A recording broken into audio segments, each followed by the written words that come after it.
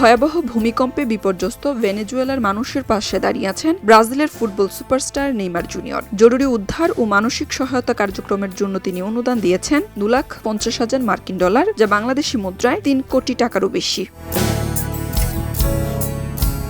ভেনেজুয়েলার সংবাদ মাধ্যম elsumario.com এর এক প্রতিবেদনে বলা হয়েছে, এই অর্থ দিয়ে ক্ষতিগ্রস্ত মানুষের জন্য খাদ্য, বিশুদ্ধ পানি, চিকিৎসা সামগ্রী এবং অস্থায়ী আশ্রয়ের ব্যবস্থা করা হবে। নেইমার বলেছেন, ভেনেজুয়েলার জনগণের জন্য আমার হৃদয় ব্যথিত। এই সহায়তা ক্ষতিগ্রস্ত পরিবারগুলোর জন্য কিছুটা হলেও শক্তি ও স্বস্তি নিয়ে আসবে বলে আশা প্রকাশ করেন তিনি।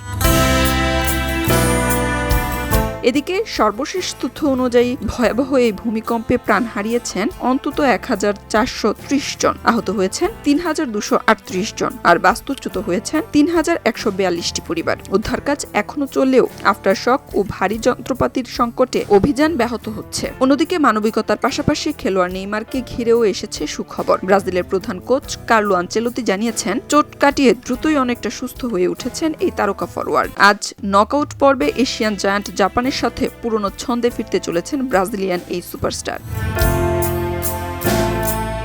প্রতিপক্ষের জালে গোল দেওয়া কিংবা বিপর্যস্ত মানুষের মুখে হাসি ফোটানোর চেষ্টা, সব মিলিয়ে নেইমার যেন বারবার প্রমাণ করছেন একজন সত্যিকারের তারকার পরিচয় শুধু ফুটবলে নয়, মানবিকতাতেও। এখন দেখার অপেক্ষা, মানুষের মন জয়ের পর মাঠে জাপানের বিপক্ষেও নিজের চেনা জাদু ছড়াতে পারেন কিনা ব্রাজিলের এই সুপারস্টার।